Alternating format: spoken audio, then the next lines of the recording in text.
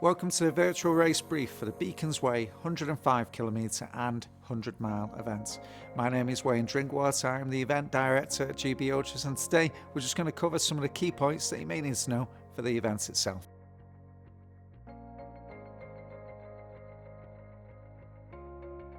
The start venue for the 100 mile Beacons Way is at Abergavenny Castle, a fantastic venue. Please be mindful and respectful of local residents as you approach on race day morning, as it's an early start. Event parking is available at Castle Street Car Park or one of the other long stay car parks locally. These are pay and display. Race registration is available on a Friday prior to the event from 5:30 p.m. up until 9 p.m. or alternatively on race day morning from 4:15 a.m. up until 5:30 a.m. The race starts at 6 a.m. sharp, subject to traffic marshal clearance on initial road crossings. For the 105km, the start venue is at Llangader New Village Hall. There's event parking on site, and also there's a sizable car park across the road. There's an honesty box donation for using the car park. For the 105km race registration, you can collect your bib number and your GB race tracker anytime from 9 in the morning until 10:30 on race day. The start time for the race is 11 a.m. sharp, subject to traffic marshal confirmation. If you have pre-ordered one of the GB Ultras technical t-shirts for the event, you can pick that up at race registration along with having a look at the other merchandise that we have available. When you collect your GB race tracker at race registration on the Saturday morning of the event, it is already switched on, so all you have to do is securely fasten it to the pack. There is a Velcro fastener on the rear of the tracker, which allows you to securely fasten the tracker to your shoulder, strap, or the back of your pack. Please note that tracking is updated at 2-minute intervals, providing there is GPS signal. Signal is sometimes limited or unavailable in some areas of the Brecon Beacons National Park, so please advise family and friends that trackers will flash with an exclamation mark where there is no signal. Please ensure that you hand your tracker back to the event team at the finish line of the event. Alternatively, if you decide not to continue during the race, please ensure that you hand your tracker back to the event team at a checkpoint. The GPX is available to download off the GB Ultras website for the event. The race follows the Beacons Way National Trail, which is the official trail of the Brecon Beacons National Park. No further race markers will be added to the race route. The GPX is a guide only, and due to the size of the file, when added to your watch or GPS device, it sometimes optimizes the file and drops points from the original GPX, so it may not be as accurate. Therefore, it's a requirement of the race traversing the Brecon Beacons National Park for mountain craft and navigation skills should you need it. Throughout the race, please follow the countryside code. Respect the trail and other users of the route. They've got as much right to be on the trail as you do. Close the gates, ensuring that working farms, livestock can't leave into other fields. 100-mile runners can utilise the drop bag facility to transport a change of kits and supplies to 2 points during the race, and also an additional drop bag which will head to the finish line venue. This drop bag should be handed in at race registration at Abergavenny Castle. Be labelled, labels provided at Race HQ, and should be small to medium in size, i.e. not a suitcase. They will be transported to dedicated checkpoints, that being checkpoint 5 at Talybont and checkpoint 9 at Landesant. These should be different drop bags, and please do not leave valuables in them. Support crews are more than welcome to pick up drop bags, providing prior authorization is given by the runner at race registration. An early collection by the runner is fine too. Please note that the drop bags that have been given to the checkpoints at different locations during the race will only make their way to the finish venue when the checkpoint in question closes. 105km runners can utilise a drop bag facility to transport a change of kit to the finish line venue. This drop bag should be handed in at race registration at the start venue. Be labelled, labels available at Race HQ, and should be small to medium size, i.e. not a suitcase. They will be transported to the finish line venue for runners to collect at Llangader when they finish. The drop bags can be a changing kit, changing shoes, maybe some extra supplies, something along those lines. When you've collected your race number at race registration, you'll be able to pick up a drop bag label, which is heading to a designated checkpoint. You can then securely fasten this to your drop bag. Checkpoint locations for the Beacons Way 105km. Mileage at checkpoints is in approximate miles. There may well be diversions during the event, but cut-offs will be enforced per checkpoint.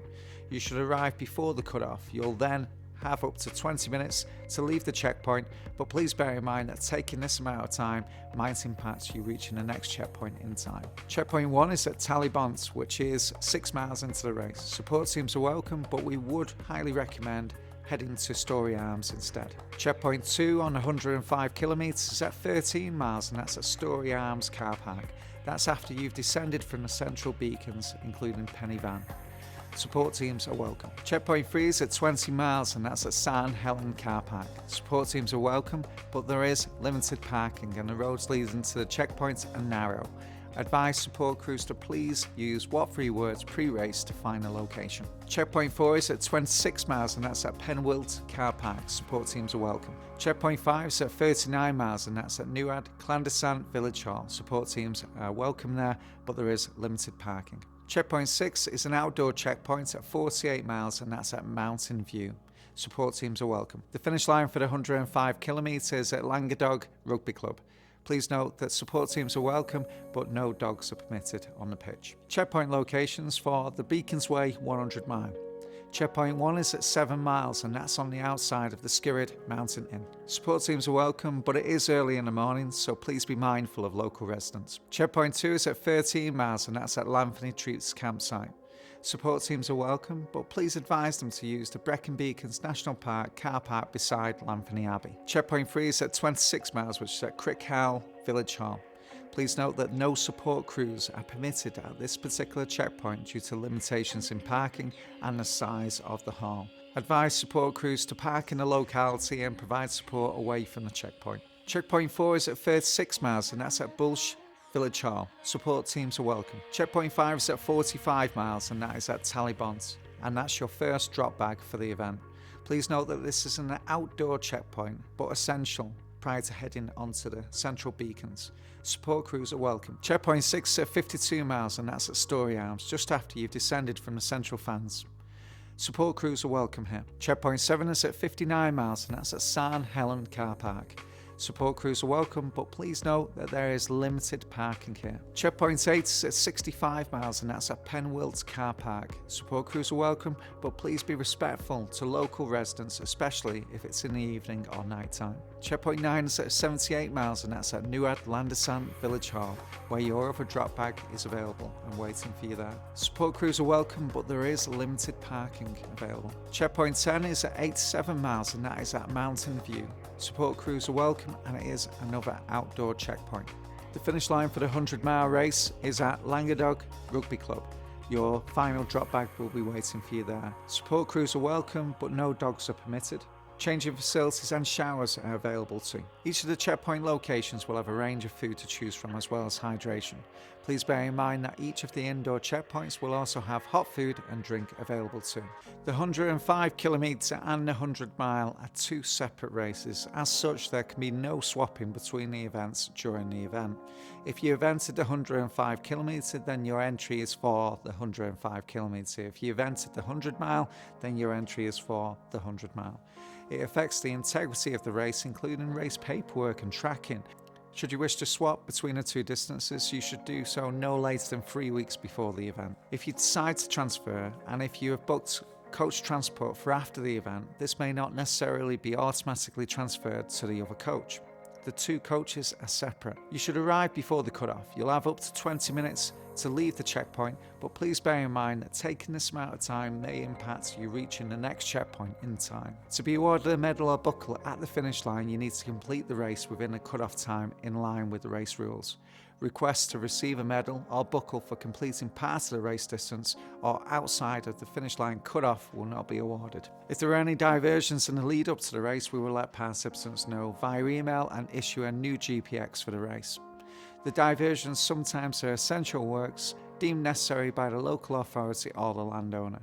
It is out of our hands, but we will ensure that a diversion is suitably marked if needed. Rules on pacers. A pacer is somebody who you have arranged to meet on the route and will run a section with you. That is not permitted on a 105 kilometre event and only permitted from Talybont on a 100 mile event. If you decide to have somebody that runs 10 miles with you from 50 to 60 miles, that's absolutely fine. And then if you change pacer for the next 20 miles and then it's somebody else. So you should only have one pacer at any one time, and that pacer should not be carrying any of your kit for you, any of your mandatory kit. Pacers can carry other things that you might need, such as an extra base layer or anything like that, but all of your mandatory kit has got to stay on your back or on your person. At the checkpoint locations for the event itself, please respect any support crew restrictions that we might have in place. So we might say there's limited parking at a certain checkpoint, which means that support crews are not permitted. In the lead up to the race, please ensure that you look over the mandatory kit video, which is being done by Laura Yates, one of the race director team. The mandatory kit is the minimum standard kit that you must carry for the race itself. If you want to carry anything extra, such as a first aid kit, by all means feel free to do so. But this is the minimum standard kit, the safety kit that you need to carry at all times during this ultramarathon. The weather conditions can change quite rapidly, particularly in the mountains during the race, so please bear that in mind. That is why the mandatory kit is there, because there may well be changing conditions in the lead up and during the race. If there is a poor weather forecast for race day, then we may well add extra mandatory kit to the kit list in the event of severe weather. During our mountain races, we have dedicated mountain teams in place, identifiable with their high-vis tops on. So we may well action a low-level route prior to the race start or during the race by our mountain teams. During the race, there will be random kit checks and also potentially at the finish line. If you are found not to be carrying the mandatory kit for the race itself, you could be disqualified, or there may well be time penalties imposed during the race itself. It's important that we all play our part to respect the environment that we're in. During an ultramarathon, you'll be eating on the move, so any snacks, any litter that you have during the race, please make sure that it's secure in a dedicated pocket in your pack. Please ensure that if you're using that pocket for anything else, maybe your mobile phone, that you don't drop any of your litter out of your pocket when you're taking your phone out. So maybe just use a dedicated area of your pack for the litter. Make sure that when you come into a checkpoint that you unload all of your litter so it reduces the risk of any litter going on the route. This leads on to the emergency instructions for the event. If there is a minor injury, please let a checkpoint, a race marshal or race HQ know. Only in emergency where there is a risk to life or limb, please follow these instructions. Number 1, please put on any spare clothing and use your thermal survival bag or bivy bag to keep warm. Number 2, trigger the SOS button on the front of your tracker. On the front of the tracker, just underneath the race tracker logo, there is an SOS button. Hold it down for approximately 3 seconds and that will alert Race HQ that there's an emergency. Please note this is no substitute to speaking to Race HQ on the phone. Number 3, if there is a risk to life or limb and you are at a checkpoint, please call 999 and ask for an ambulance. If there is a risk to life or limb and you're on the mountains, then please call 999 and ask for the police and mountain rescue. Number 4, inform Race HQ by calling the numbers for Race HQ that should be saved in your phone. Number 5, attract the attention of fellow participants or passers-by by using your whistle or shouting. This completes the emergency instructions for the Beacons Way Ultramarathon. Please note that we do have our own medical team and first responders in place along the route. So it is only where it's a risk to life or limb that we want you to call 999. If you have any questions in the lead up to the race, please don't hesitate to send us an email at events@gbultras.com. If it is race week, we can't guarantee a reply. This completes the virtual race brief for the Beacons Way. See you in Wales at the event.